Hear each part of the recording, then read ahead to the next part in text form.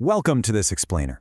Today, we're unpacking a fascinating and honestly kind of hidden reality about the animals we share our homes with. So how much do you actually know about dogs? I mean, if you only know them as our tender, loyal, and playful best friends, you might be missing a much darker, much more complex side of their genetics. In this explainer, we're going to uncover those hidden realities. We're taking a structured journey, starting from our most tender companions all the way up to breeds that are just fundamentally built differently.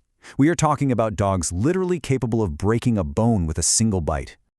To kick things off, ask yourself right now, what dog breed are you picturing in your head? And what's its most unsettling trait? You might be imagining a massive dog with a terrifying jaw, but as we're going to see, the most unsettling characteristics often aren't about physical size or bark volume at all. By the time we reach the end of this journey, you are going to completely rethink what makes a dog truly formidable. Section 1. The illusion of the tender dog, starting with a baseline of pure innocence. To really wrap our heads around power, we have to start with a universally beloved baseline. Take the golden retriever. They are so empathetic they're widely used in hospitals just to reduce patient stress. Historically bred in Scotland to retrieve fallen birds without damaging them, they possess what's called a soft mouth. That means they can literally carry a raw egg in their jaws without even cracking the shell. It's pretty amazing. But contrast that with the sheer, concentrated, bone-breaking power we're going to encounter as we climb this ladder of formidability. It is a stark look at just how differently humans have engineered these animals. Moving into Section 2, from clowns to soldiers, stepping up the ladder of formidability. So stepping away from pure innocence, we enter the realm of dogs that balance family life with a really high protective working drive. Take a look at the boxer. With that squished face and a body that basically looks like a muscular trunk with legs, it looks like it might tell you a joke. But do not let that fool you. Developed in Germany strictly as a working dog, its jaw is uniquely short and wide. Mechanically speaking, this design intensely concentrates its bite force into a really small area. Sure, they're famously loyal and patient with kids, kind of like a relaxed uncle. But if their family is threatened, they will transform in an instant. They are absolutely the clown you should never, ever underestimate. Moving up our ladder, we reach a global icon, the German Shepherd. Now, do you think their dominant presence in security, police, and military work all over the world is just by chance? Well, it's definitely not a coincidence. Their formidable nature doesn't just come from brute strength. It actually comes from extraordinary intelligence. When properly trained, they can absorb a massive amount of commands. But the real standout trait, that would be their elite decision-making under pressure. They are capable of precision biting. A trained German Shepherd will bite a specific target and release the exact moment they are commanded to. It is highly calculated power. And if you're thinking, hey, I could just outrun one if things go south, you might want to reconsider. Consider their top speed, 45 kilometers per hour. That's nearly 28 miles per hour. This means that once a trained working dog zeroes in on you as a target, escaping is highly unlikely unless you have a serious backup plan, and let's be real, there is virtually no plan B. All right, Section 3, the Guardians of Rome. We're entering a completely different level of intensity. 2,000 years. Think about that. That is how long the Romans spent selectively breeding the ancestors of the Rottweiler. They were engineered to be strong, resilient, and incredibly brave, specifically tasked with guiding massive herds of cattle and fiercely protecting military camps. 2 millennia of genetic programming for strength and guardianship, yeah, that doesn't just disappear when you bring them into a modern suburban home. Because of their massive jaw and body weight, a Rottweiler's bite is this uncontrolled force that can cause severe injury.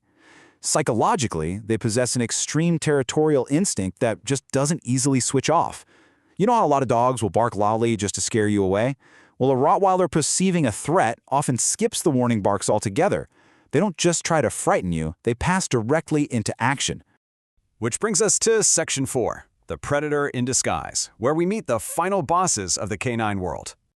First up in this elite tier is the cane Corso. This animal is a massive wall of pure muscle, easily weighing over 60 kilograms, topped with a gigantic head. Historically developed for intense protection work, their physical power is undeniable. But you know what their most unsettling characteristic is? It isn't their size. It's actually this eerie, almost unnerving calmness. There's a saying that perfectly captures the cane Corso. True danger never shouts before acting. They just aren't nervous dogs. They don't bark at every little noise. They are incredibly tranquil and nearly silent. And because of this absolute calm, people severely underestimate them, right up until the exact moment they decide to strike. And now, the moment we've been building toward, the absolute apex, the Caucasian Shepherd, also known as the Caucasian of Sharka. I like to call this dog a literal predator in disguise. See, they were not bred to fetch birds or herd sheep. They were bred specifically to fight off wolves and literal bears in the harsh, snowy mountains of the Caucasus.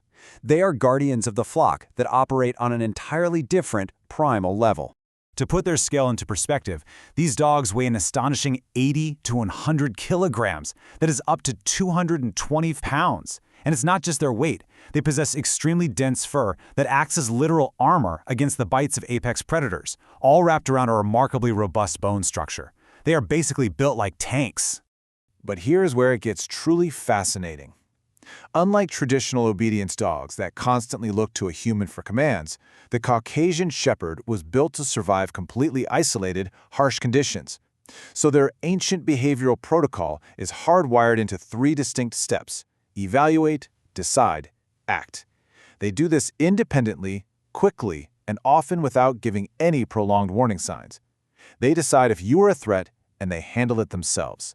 Because of this intense, independent thinking, their presence in modern urban environments is highly controversial. They have an extraordinary territorial memory, meaning they effortlessly distinguish between familiar faces who belong to their pack and strangers who do not. Because they are so incredibly difficult to control without genuine expert experience, there are actually strict ownership restrictions on this breed across Europe and many states in the US. It's not that they're evil at all, it's just that their hard wiring is pretty incompatible with a crowded city street. Finally, Section 5. Respect and rearing, looking at the margin of error with formidable breeds. An expert trainer once summarized dealing with these top-tier dogs with this chilling but highly respectful truth: if you make a mistake, you pay the price. When dealing with independent, profoundly powerful dogs like the Caucasian Shepherd or the cane Corso, the margin for human error is exceptionally low. You really cannot afford to misread their signals or fail in their socialization. So, the most important takeaway from this explainer is this: these dogs are not inherently monsters. The danger arises when humans fail them. Their outcome, whether they become a balanced protector or a massive liability, is entirely dependent on strict education, proper rearing, and most importantly, a deep, unwavering respect for the historical purpose they were built for.